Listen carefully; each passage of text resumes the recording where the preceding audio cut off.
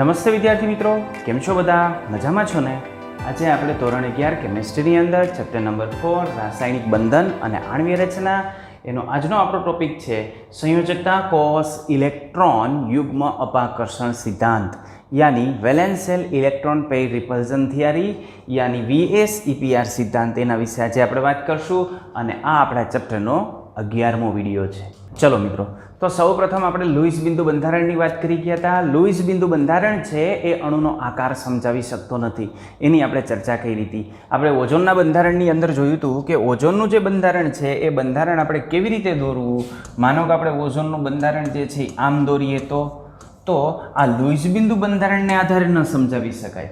Louis બિંદુ બંધારણની અંદર જે અષ્ટકના નિયમનું પાલન થતું હતું ને એ અષ્ટકના નિયમનું પાલન તો આમાં પણ થાય.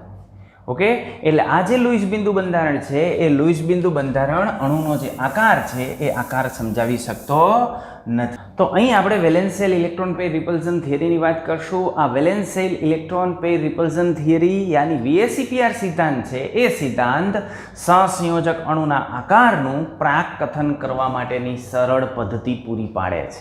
1940ની અંદર જે સિઝવિક અને પોવેલ નામના સાયન્ટિસ્ટ છે, સિઝવિક અને પોવેલ, ઈસવીસન 1940, એમાં સિઝવિક અને પોવેલ નામના જે સાયન્ટિસ્ટ હતા એ સાયન્ટિસ્ટે પરમાણુની સંયોજકતા કોષમાંના જે ઇલેક્ટ્રોન યુગ્મો છે એ યુગ્મોની પારસ્પરિક ક્રિયાઓ વિશે એક સરળ સિદ્ધાંત પ્રતિપાદિત કર્યો.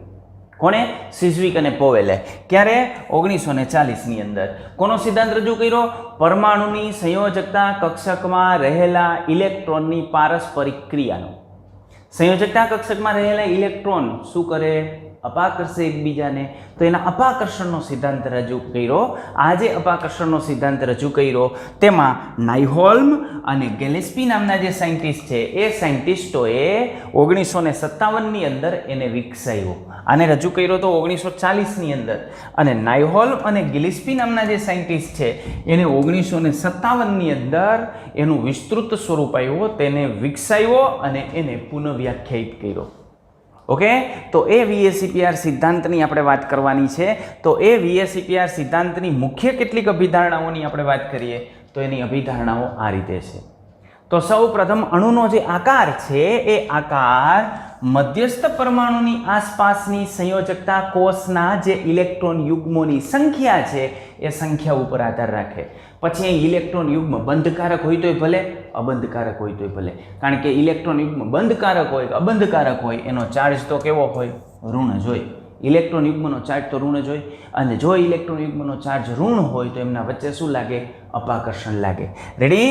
તો આ અણુનો આકાર જે મધ્યસ્થ પરમાણુ છે એ મધ્યસ્થ પરમાણુની આસપાસ જે સંયોજકતા કોષના ઇલેક્ટ્રોન યુગ્મો છે એ ઇલેક્ટ્રોન યુગ્મોની સંખ્યા પર આધાર રાખે છે. એટલે જે ઇલેક્ટ્રોન યુગ્મોની સંખ્યા હશે સંખ્યા ઉપર એ આધાર રાખશે. ઓકે, ચાલો બીજા મુદ્દાની વાત કરીએ તો બીજો મુદ્દો એને આ રીતે રજૂ કર્યો કે આ જે સંયોજકતા કોષમાં જે ઇલેક્ટ્રોન છે, આ સંયોજકતા કોષના જે ઇલેક્ટ્રોન છે એ ઇલેક્ટ્રોન યુગ્મો એકબીજાને અપાકર્ષે. શા માટે એકબીજાનું અપાકર્ષણ કરશે? તો એકબીજાને અપાકર્ષણ એટલા માટે કરશે કે અલ્ટિમેટલી એ કેવા હોય છે? ઋણ વીજભારિત હોય છે. યાની અહીં જે ઇલેક્ટ્રોનનું વાદળ આપણને જોવા મળશે એ ઇલેક્ટ્રોનનું વાદળ ઋણ વીજભારિત હશે, એટલે એ એકબીજાને અપાકર્ષશે. ઓકે, ચાલો આ બે મુદ્દાની વાત થઈ. હવે આપણે એના ત્રીજા મુદ્દાની અંદર આગળ વધીએ. તો ત્રીજા મુદ્દાની અંદર એને એમ કીધું કે આ ઇલેક્ટ્રોન યુગ્મ અવકાશમાં એવી રીતે ગોઠવાય, બંને વચ્ચે શું લાગે છે? અપાકર્ષણ. અને અપાકર્ષણ લાગે છે એટલે એવી રીતે ગોઠવાય કે જેથી એમના વચ્ચેનું જે અપાકર્ષણ છે એ અપાકર્ષણ ઓછું થાય. અને જો અપાકર્ષણ આપણે ઓછું કરવું હોય તો એમના વચ્ચેનું અંતર કેવું ગોઠવવાનું? વધુમાં વધુ ગોઠવવાનું. દાખલા તરીકે માનો કે આપણે બે ઇલેક્ટ્રોન યુગ્મને ગોઠવવા છે તો આ એક ઇલેક્ટ્રોન યુગ્મ ગોઠવાનો, તો બીજો ઇલેક્ટ્રોન યુગ્મ છે એ બીજો ઇલેક્ટ્રોન યુગ્મ કેમ ગોઠવાશે? શું બીજો ઇલેક્ટ્રોન યુગ્મ આમ ગોઠવાશે, આમ ગોઠવાશે, આમ ગોઠવાશે કે આમ ગોઠવાશે? તો જો એક ઇલેક્ટ્રોન યુગ્મ આમ ગોઠવાય ને તો બીજો ઇલેક્ટ્રોન યુગ્મ આમ જ ગોઠવાય. કારણ કે જો એ બંને એકબીજાની સામસામે હોય તો એમના વચ્ચેનો ખૂણો 180નો થઈ જાય, એટલે અપાકર્ષણ કેવું થઈ જાય? ઓછું થઈ જાય. રેડી? તો જ્યારે બે ઇલેક્ટ્રોન યુગ્મની વાત હોય ત્યારે બે ઇલેક્ટ્રોન યુગ્મ કેમ ગોઠવાશે? પહેલું માનો કે આમ ગોઠવાનું, તો બીજું કેમ ગોઠવાશે? આમ ગોઠવાશે. રેડી? 3 ઇલેક્ટ્રોન યુગ્મની વાત હોય તો પહેલું ઇલેક્ટ્રોન યુગ્મ જો આમ ગોઠવાનું હોય તો બીજું ઇલેક્ટ્રોન યુગ્મ આમ ગોઠવાશે અને ત્રીજું ઇલેક્ટ્રોન યુગ્મ આમ ગોઠવાશે. ક્લિયર? 4 ઇલેક્ટ્રોન યુગ્મની વાત હોય તો 4 ઇલેક્ટ્રોન યુગ્મ આમ ગોઠવવાની જગ્યાએ એ ત્રિપરિમાણીય રીતે ગોઠવાશે. એક આમ, એક આમ, એક આમ અને એક ઉપર. તો 4 હોય તો આ રીતે ગોઠવાય. ઓકે, તો અહીં જે ઇલેક્ટ્રોન યુગ્મો છે એની સંખ્યાને આધારે એ ઇલેક્ટ્રોન યુગ્મની ગોઠવણી એવી રીતે થશે કે જેથી એમના વચ્ચેનું અપાકર્ષણ ઓછામાં ઓછું લાગે. અને આ અપાકર્ષણ ઓછામાં ઓછું કરવા માટે એમના વચ્ચેનું અંતર કેવું રાખવું પડે? વધારેમાં વધારે રાખવું પડે. ઓકે, ચોથા મુદ્દાની આપણે વાત કરીએ તો ચોથો મુદ્દો, અહીં જે સંયોજકતા કોષને વર્તુળાકાર લેવામાં આવે છે. અહીં જે આપણે સંયોજકતા કોષ લેશું એ સંયોજકતા કોષને કેવા ગણશું? વર્તુળાકાર ગણશું. કે જેમાં ઇલેક્ટ્રોન યુગ્મ એકબીજાથી મહત્તમ અંતરે વર્તુળાકાર સપાટી પર સ્થાનીકૃત થયેલા હોય છે. કે જેમાં આ એકબીજાથી મહત્તમ અંતરે વર્તુળાકાર સપાટી ઉપર સ્થાનીકૃત થયેલા હોય, યાની એનું સ્થાન પ્રાપ્ત કરેલું હોય. યાની આ સંયોજકતા કોષના જે ઇલેક્ટ્રોન છે એ ઇલેક્ટ્રોનને આપણે વર્તુળાકાર લેશું અને આ વર્તુળાકાર લઈ અને એવી રીતે આપણે વિચારશું કે આ ઇલેક્ટ્રોન યુગ્મ એકબીજાથી મહત્તમ અંતરે વર્તુળાકાર સપાટી ઉપર સ્થાનીકૃત થયેલા છે, યાની ગોઠવાયેલા છે, સ્થિર થયેલા છે.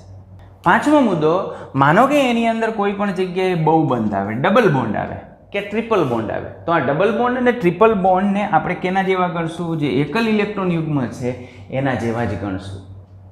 નહીં કે માનો કે આમ ડબલ બોન્ડ છે તો આપણે એવું નહીં વિચારીએ કે આ બાજુ તો 4 ઇલેક્ટ્રોન યુગ્મ છે અને આ બાજુ તો 4 ઇલેક્ટ્રોન છે, જ્યારે આ બાજુ તો 2 ઇલેક્ટ્રોન છે. જો ડબલ બોન્ડ હોય તો પણ એને કેવા ગણવાના? જે એકલ ઇલેક્ટ્રોન યુગ્મ છે એના જેવા જ આપણે ગણીએ છીએ. અને આ બહુબંધમાં જે 2 કે 3 ઇલેક્ટ્રોન યુગ્મો હશે એ ઇલેક્ટ્રોન યુગ્મને એકલ અતિ યુગ્મ તરીકે ગણવામાં આવે છે. ઓકે, એને શેના તરીકે ગણશું? એકલ અતિ યુગ્મો તરીકે ગણશું. એકલ અતિ યુગ્મો, આમ એકલ પણ અતિ, તો એકલ અતિ યુગ્મો તરીકે આપણે એને ગણશું. ઓકે, માનો કે કોઈ અણુ એવો હોય કે જે અણુની અંદર સંસ્પંદનીય બંધારણ આપણે દર્શાવી શકતા હોય, તો કોઈ અણુ એવો હોય કે જેની એક કરતાં વધારે બંધારણ આપણે દર્શાવી શકતા હોય, તો માનો કે કોઈ એવો અણુ છે કે જેમાં આપણે એક કરતાં વધારે બંધારણ દર્શાવી શકીએ છીએ, તો આવા અણુની અંદર કોઈ પણ બંધારણને VACPR સિદ્ધાંત આપણે લાગુ પાડી શકીએ. એમાં રહેલો કોઈ પણ બંધારણ હોય એને આપણે VACPR જે સિદ્ધાંત છે એ સિદ્ધાંત લાગુ પાડી શકશું, કોઈ પણ બંધારણને. ઓકે, અને આ VACPR સિદ્ધાંત મુજબ જે ઇલેક્ટ્રોન યુગ્મના જે અપાકર્ષણની ક્રિયા છે એ અપાકર્ષણની પારસ્પરિક ક્રિયા આપણે આ રીતે રજૂ કરશું. એની અંદર જે અબંધકારક ઇલેક્ટ્રોન યુગ્મને આપણે કહેશું લોન પેર ઇલેક્ટ્રોન, એટલે એને દર્શાવશું LP વડે. શેના વડે? LP, lone pair electron. Okay, તો સૌથી વધારે જે અપાકર્ષણ છે એ અપાકર્ષણ આવા લોન પેર ઇલેક્ટ્રોન યુગ્મ વચ્ચે લાગશે. પછીનું અપાકર્ષણ આપણને લાગશે લોન પેર અને બોન્ડ પેર, એટલે એક LP હોય અને એક BP હોય, એના પછી એના અપાકર્ષણનો ક્રમ આવે. અને સૌથી ઓછું અપાકર્ષણ લાગશે બોન્ડ પેર, યાની બંને જે બંધકારક ઇલેક્ટ્રોન યુગ્મ હોય તો એમના વચ્ચેનું જે અપાકર્ષણ છે એ અપાકર્ષણ સૌથી ઓછું હશે. આ આપણા માટે સૌથી અગત્યનો મુદ્દો છે. અણુના આકારમાં આપણે જે ફેરફાર સમજવો છે ને એ ફેરફાર સમજવા માટે આ મુદ્દો સૌથી અગત્યનો છે કે કેના વચ્ચે કેટલું અપાકર્ષણ લાગે. ઓકે, દાખલા તરીકે લોન પેર વચ્ચે સૌથી વધારે અપાકર્ષણ લાગશે, પછી લોન પેર અને બોન્ડ પેર વચ્ચે, અને સૌથી ઓછું બોન્ડ પેર વચ્ચે. તો બંધકારક જે ઇલેક્ટ્રોન યુગ્મ છે એ બંધકારક ઇલેક્ટ્રોન યુગ્મ, 2 બંધકારક ઇલેક્ટ્રોન યુગ્મ વચ્ચે સૌથી ઓછું અપાકર્ષણ લાગશે અને 2 અબંધકારક ઇલેક્ટ્રોન યુગ્મ વચ્ચે સૌથી વધુ અપાકર્ષણ લાગશે. Okay, ready? આ આપણે ખાસ ધ્યાનમાં રાખવાનું, કારણ કે કોઈ પણ અણુનો આકાર આપણે આના પરથી સમજાવી શકશું. તો VACPR સિદ્ધાંત જો તમને 2 માર્કની અંદર પૂછે તો VACPR સિદ્ધાંતની અંદર તમારે માત્ર ને માત્ર એના આ જે મુદ્દા છે એ મુદ્દાઓ જ રજૂ કરવાના છે. 3 માર્કમાં પૂછે તો આપણે એકાદું ઉદાહરણ પણ એનું રજૂ કરવું પડે. આ નાયહોલ્મ અને ગિલેસ્પીએ જે 1957ની અંદર VSEPR સિદ્ધાંતને પુનઃવ્યાખ્યાયિત કર્યો ત્યારે ઇલેક્ટ્રોનના જે અબંધકારક ઇલેક્ટ્રોન યુગ્મ છે, આ ઇલેક્ટ્રોનનું જે અબંધકારક ઇલેક્ટ્રોન યુગ્મ યાની કેવું લોન પેર ઇલેક્ટ્રોન અને બંધકારક જે ઇલેક્ટ્રોન યુગ્મ છે એ યુગ્મ વચ્ચે અગત્યનો ભેદ સમજાયો કે આ બંધકારક અને અબંધકારક બંને ઇલેક્ટ્રોન યુગ્મ છે એ બંને ઇલેક્ટ્રોન યુગ્મ એક સમાન નથી. અબંધકારક ઇલેક્ટ્રોન યુગ્મ હશે એ બંધકારક ઇલેક્ટ્રોન યુગ્મ કરતાં જુદું પડે છે. એને જે ભેદ સમજાયો એ ભેદ આવી રીતે સમજાયો. આ ભેદ સમજાવવા માટે હું પાણીનું બંધારણ લઈ લઉં છું. તો આ ઓક્સિજન એની સાથે આ બાજુ હાઇડ્રોજન જોડાયેલો હોય, આ બાજુ હાઇડ્રોજન જોડાયેલો હોય. રેડી? ઓકે. આ બંધકારક ઇલેક્ટ્રોન યુગ્મ, આ બંધકારક ઇલેક્ટ્રોન યુગ્મ અને અહીં હું મૂકું છું અબંધકારક ઇલેક્ટ્રોન યુગ્મ. તો આ જે છે એ અબંધકારક ઇલેક્ટ્રોન યુગ્મ. રેડી? બ્લેક કલરનું કરી નાખું અબંધકારક ઇલેક્ટ્રોન યુગ્મ. તો આ અબંધકારક ઇલેક્ટ્રોન યુગ્મ.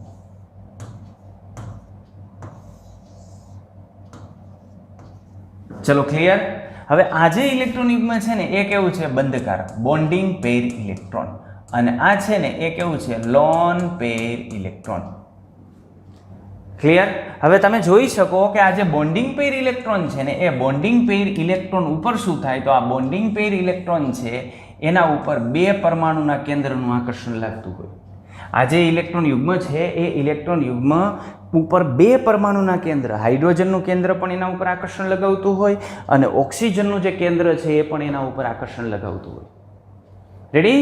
જ્યારે આ ઓક્સિજન ઉપર જે અબંધકારક ઇલેક્ટ્રોન યુગ્મ છે આ ઇલેક્ટ્રોન યુગ્મ એના ઉપર માત્ર ને માત્ર આ ઓક્સિજન એક જ પરમાણુનું આકર્ષણ લાગતું હોય, એના ઉપર બીજું પરમાણુનું કેન્દ્ર આકર્ષણ ન લગાવતું હોય.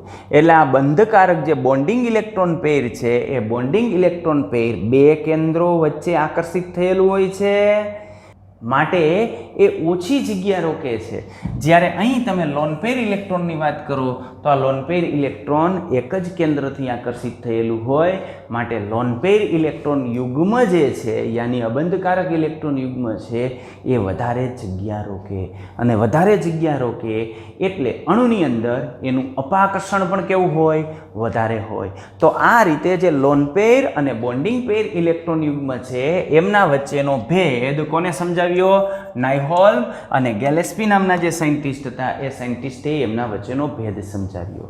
એને શું કીધું કે જ્યારે અબંધકારક જે ઇલેક્ટ્રોન યુગ્મ છે એ મધ્યસ્થ પરમાણુ પર સ્થાનીકૃત હોય, સ્થાનીકૃત હોય એટલે કોઈ એક જગ્યાએ ગોઠવાયેલું હોય ત્યારે દરેક બંધકારક ઇલેક્ટ્રોન યુગ્મ છે ને આ બંધકારક ઇલેક્ટ્રોન યુગ્મ, આ બંધકારક ઇલેક્ટ્રોન યુગ્મ, તો આ દરેક બંધકારક ઇલેક્ટ્રોન યુગ્મ એ બંને પરમાણુ વચ્ચે ભાગીદારી બને છે. એટલે બંધકારક ઇલેક્ટ્રોન યુગ્મ બંને પરમાણુ વચ્ચે ભાગીદારી બને છે. એને પરિણામે અણુની અંદર આ જે અબંધકારક ઇલેક્ટ્રોન યુગ્મ છે એ અબંધકારક ઇલેક્ટ્રોન યુગ્મ બંધકારક ઇલેક્ટ્રોન યુગ્મ કરતાં વધારે જગ્યા રોકે છે. એટલે આ જે લોન પેર ઇલેક્ટ્રોન છે એ કદમાં મોટું લાગશે, વધારે જગ્યા રોકશે અને જો એ વધારે જગ્યા રોકે તો એનું અપાકર્ષણ પણ આપણને કેવું જોવા મળશે? વધારે જોવા મળશે. રેડી? ઓકે.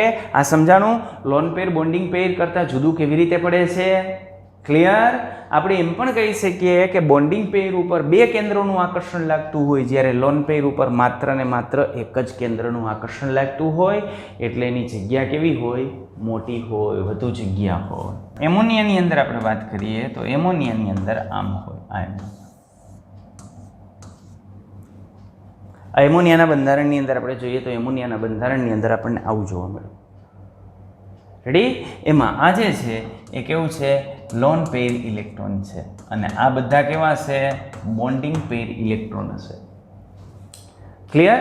તો આગળ આપણે જે વાત કરી એ રીતે અહીં અબંધકારક જે ઇલેક્ટ્રોન યુગ્મ છે એ ઇલેક્ટ્રોન યુગ્મ વચ્ચે જે અપાકર્ષણ લાગતું હોય એ અપાકર્ષણ કેવું હશે? વધારે હશે.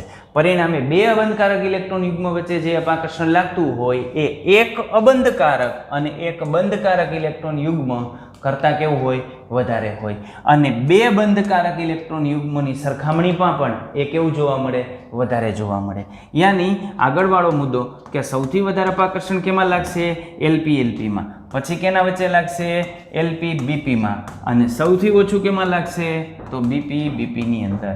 યાની જે બોન્ડિંગ પેર પ્રકારના જે છે ઇલેક્ટ્રોન યુગ્મ હશે, બંધકારક ઇલેક્ટ્રોન યુગ્મ હશે, એની સરખામણીમાં અબંધકારક અને બંધકારક ઇલેક્ટ્રોન યુગ્મ વચ્ચેનું અપાકર્ષણ વધારે હશે. અને આના કરતાં બે અબંધકારક ઇલેક્ટ્રોન યુગ્મ વચ્ચેનું અપાકર્ષણ વધારે હશે. તો સૌથી વધારે અપાકર્ષણ લાગ્યાના વચ્ચે લોન પેર ઇલેક્ટ્રોન યુગ્મ વચ્ચે.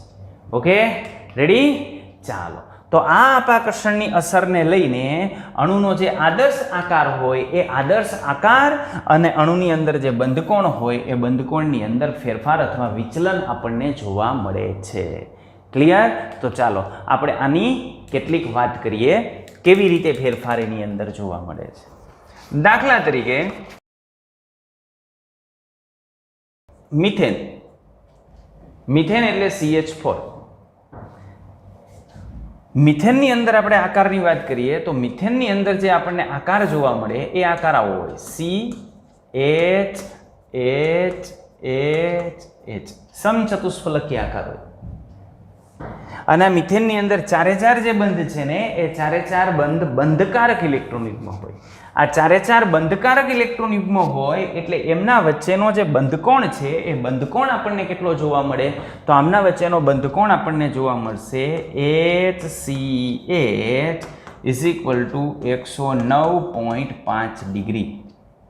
આની અંદર કોઈ પણ હાઇડ્રોજન કાર્બન હાઇડ્રોજનનો બંધકોણ આપણે માપશું તો 109.5 ડિગ્રીનો જોવા મળશે. VSEPR સિદ્ધાંત પ્રમાણે તમને આ તો ખ્યાલ આવી ગઈ કે આ કાર્બનની બાજુમાં આ જે કાર્બન છે એ કાર્બનની આજુબાજુમાં આપણે ચાર બંધકારક ઇલેક્ટ્રોન યુગ્મ ગોઠવવાના છે. અને આ ચાર બંધકારક ઇલેક્ટ્રોન યુગ્મ આપણે ગોઠવીએ એટલે ચાર બંધકારક ઇલેક્ટ્રોન યુગ્મ એવી રીતે ગોઠવાય કે જેથી એમના વચ્ચેનું અપાકર્ષણ ન્યૂનતમ થઈ જાય. તો ચાર જો આપણે આવી રીતે ગોઠવીએ તો આમના વચ્ચે બધા વચ્ચેનો ખૂણો કેટલાનો થઈ જાય? 90 ડિગ્રીનો થાય. બરાબર? એટલે આની જગ્યાએ એ કેવી રીતે ગોઠવાયેલા હોય? સમચતુષ્ફલકીય રીતે ગોઠવાયેલા હોય. અને જો સમચતુષ્ફલકીય રીતે ગોઠવાય તો અહીં જે પ્રત્યેક વચ્ચેનો ખૂણો 90 ડિગ્રીનો થતો હતો એની જગ્યાએ ખૂણો 109.5નો થાય. અને આમાંય sp3 જ્યારે હાઇબ્રિડાઇઝેશન થતું હોય ત્યારે એમના વચ્ચેનો બોન્ડ એંગલ 109.5 ડિગ્રીનો હોય છે. ક્લિયર? હવે જો આપણે એમોનિયાની વાત કરીએ તો એમોનિયાની અંદર આપણને આમ જોવા મળે. આ એમોનિયાનું બંધારણ. આ એમોનિયાની અંદર જે હાઇબ્રિડાઇઝેશન છે એ હાઇબ્રિડાઇઝેશન sp3 જ હોય. અને એમોનિયામાં sp3 હાઇબ્રિડાઇઝેશન છે એટલે બંધકોણ 109.5 ડિગ્રીનો હોવો જોઈએ, પણ નહીં મળે. શા માટે નહીં મળે? કારણ કે આ જે છે ને એ લોન પેર ઇલેક્ટ્રોન છે. ઓકે, અને આ જે ઇલેક્ટ્રોન યુગ્મ છે એ કેવા છે? બોન્ડ પેર ઇલેક્ટ્રોન યુગ્મ છે. ચાલો, આ બે બોન્ડ પેર. તો અહીં જે અપાકર્ષણ લાગતું હશે ને એ અપાકર્ષણ કયું હશે? બોન્ડ પેર પ્રકારનું અપાકર્ષણ લાગતું હશે. ક્લિયર? અને આ બે વચ્ચે જે અપાકર્ષણ લાગતું હશે, આ અને આના વચ્ચે જે અપાકર્ષણ લાગતું હશે એ અપાકર્ષણ હશે લોન પેર બોન્ડ પેર. આ બે વચ્ચે જે અપાકર્ષણ લાગતું એ કયું હોય? બોન્ડ પેર. બરાબર? બંધકારક. જ્યારે આના ઉપર જે અપાકર્ષણ લાગશે એ અપાકર્ષણ કેવું હશે? તો એનું જે એના ઉપર અપાકર્ષણ લાગશે એ અપાકર્ષણ હશે લોન પેર અને બોન્ડ પેર. તો આમાં કયું અપાકર્ષણ વધારે હોય VSEPR સિદ્ધાંત પ્રમાણે? આ. અને જો આ અપાકર્ષણ વધારે હોય તો આ જે ઇલેક્ટ્રોન યુગ્મ છે, અબંધકારક ઇલેક્ટ્રોન યુગ્મ છે, એ આને વધારે અપાકર્ષશે, આને પણ વધારે અપાકર્ષશે અને આને પણ વધારે અપાકર્ષશે. એટલે આના જે બંધકોણ 109.5ની જગ્યાએ ઘટી અને 107 ડિગ્રીના આપણને જોવા મળશે. એટલે એમોનિયાની અંદર sp3 સંકરણ હોવા છતાં એનો બંધકોણ 109.5ને બદલે 107 ડિગ્રીનો જોવા મળે છે. શા માટે? તો એની પાછળનું કારણ છે VSEPR સિદ્ધાંત. ઓકે, તો કયું કારણ? VSEPR સિદ્ધાંતને લઈને આપણને આવું જોવા મળે છે. તો આ VSEPR સિદ્ધાંત અને એ VSEPR સિદ્ધાંતને લઈને 109.5 ડિગ્રીને બદલે બંધકોણ ઘટે અને ઘટીને કેટલો થઈ જાય? 107 ડિગ્રીનો થઈ જાય. ક્લિયર? આવું જ આપણને જોવા મળે પાણીની અંદર. આપણે પાણીની વાત કરીએ તો પાણીની અંદર આપણને આ રીતનું બંધારણ જોવા મળે. આ પાણીનું બંધારણ. પાણીમાં આ ઓક્સિજન હોય, આ ઓક્સિજન સાથે હાઇડ્રોજન જોડાયેલો હોય, આ હાઇડ્રોજન જોડાયેલો હોય, અહીં લોન પેર ઇલેક્ટ્રોન હોય, આ લોન પેર ઇલેક્ટ્રોન હોય, આ એલપી અને આ પણ એલપી. આમના વચ્ચેનું જે રિપલ્ઝન છે એ સૌથી વધારે હોય. પછી આમના વચ્ચેનું જે રિપલ્ઝન હોય એ રિપલ્ઝન લાગે એલપી બીપી પ્રકારનું. ઓકે, અને આ બે વચ્ચેનું જે અપાકર્ષણ હોય એ અપાકર્ષણ કયું લાગશે? બોન્ડિંગ પેર પ્રકારનું. એટલે આ સૌથી ઓછું હોય એટલે આનું શું થાય? સંકોચન થાય. એટલે આમાં પણ આપણે હાઇબ્રિડાઇઝેશન જોઈએ તો sp3 આવતું હોય અને sp3 હાઇબ્રિડાઇઝેશનને લઈને એનો બંધકોણ 109.5 ડિગ્રીનો થવો જોઈએ, પણ એને બદલે એ 104.5 ડિગ્રીનો થાય છે. કારણ કે આ લોન પેર ઇલેક્ટ્રોન યુગ્મ કેટલા છે? 2 છે. બંધકારક ઇલેક્ટ્રોન યુગ્મ 2 છે એટલે વધારે ધક્કો મારશે, એટલે બંધકોણની અંદર વધારે ઘટાડો આવશે. તો આવી રીતે કોઈ પણ જે અણુ છે એ અણુનો આદર્શ આકાર કરતાં એની અંદર જે વિચલન જોવા મળે છે અથવા એના બંધકોણની અંદર જે ફેરફાર થતો હોય એ આપણે સમજવું હોય તો એ સમજવા માટે આપણે ઉપયોગમાં લઈએ છીએ VSEPR સિદ્ધાંત, valence shell electron pair repulsion theory. Okay, તો આ VSEPR સિદ્ધાંત ખૂબ અગત્યનો સિદ્ધાંત છે. આને આધારે આપણે અણુનો આકાર સમજી શકીએ અને અણુના આદર્શ આકાર કરતાં એના બંધકોણની અંદર અથવા આકારની અંદર જે વિકૃતિ આવતી હોય અથવા વિચલન આવતું હોય એ પણ આપણે સમજી શકીએ. ઓકે, ચાલો. યાની હવે આપણે અણુના 2 પ્રકાર પાડશું, એક અબંધકારક ઇલેક્ટ્રોન યુગ્મ વાળા અને એક અબંધકારક ઇલેક્ટ્રોન યુગ્મ વગરના. તો અબંધકારક ઇલેક્ટ્રોન યુગ્મ વાળા અને અબંધકારક ઇલેક્ટ્રોન યુગ્મ વગરના જે અણુઓ છે એ અણુઓનો આકાર અને VSEPR સિદ્ધાંત એના ઉપર આપણે કેવી રીતે લાગુ પાડી શકીએ એની ચર્ચા આપણે નેક્સ્ટ વિડીયોની અંદર કરશું. ઓકે.